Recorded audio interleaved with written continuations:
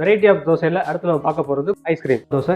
Summer டயத்தில் இந்த மாதிரி தோசைகள்லாம் வீட்டில் செய்யும் போது கொஞ்சம் நம்மளும் குளிர்ச்சியாக இருக்கும், பண்ணுறவங்க சாப்பிட்றவங்களுக்கும் ரொம்ப குளிர்ச்சியாக இருக்கும். இதுக்கு தேவையான பொருள் என்னென்னதை பார்த்துருவோம். ஐஸ்கிரீம், எனி ஐஸ்கிரீம், வெங்காயம் பொடிசா வெட்டினது, பொட்டேட்டோ சிப்ஸு, புதினா. அவங்க இதை எப்படி பண்ணுறான்னு பார்ப்போம்.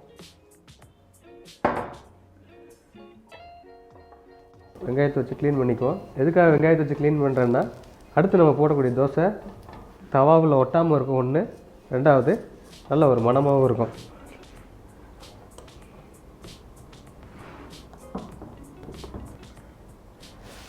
ஹீட்டில் இருக்குது,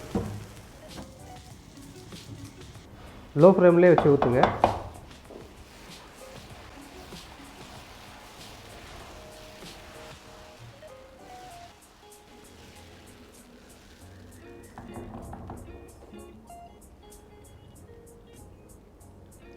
அடுத்து ஆயில் 60-40, அதாவது 60% கடலெண்ணெய், 40% நெய்.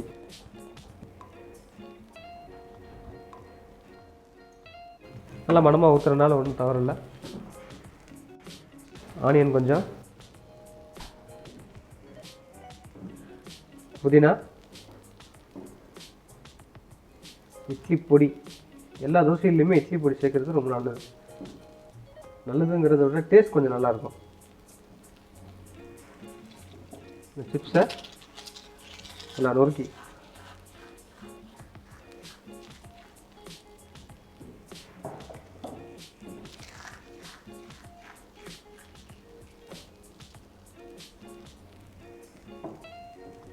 புதினா,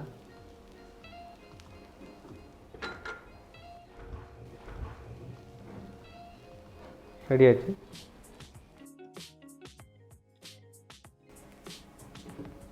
ஐஸ்கிரீம் ஆட் பண்ணிடுவோம். ஐஸ்கிரீம் போட்டோடனே தோசையை எடுத்துருங்க.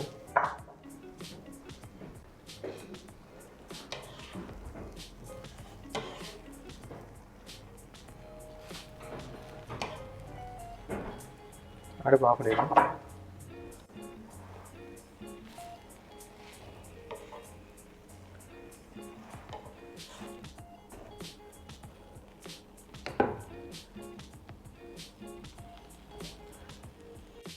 ஐஸ்கிரீம் தோசை ரெடி ஆயிடுச்சு.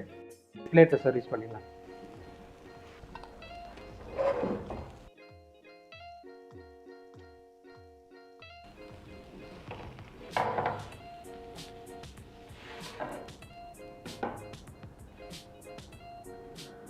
ஐஸ்கிரீம் தோசை ஜம்முன்னு ரெடி ஆயிடுச்சு.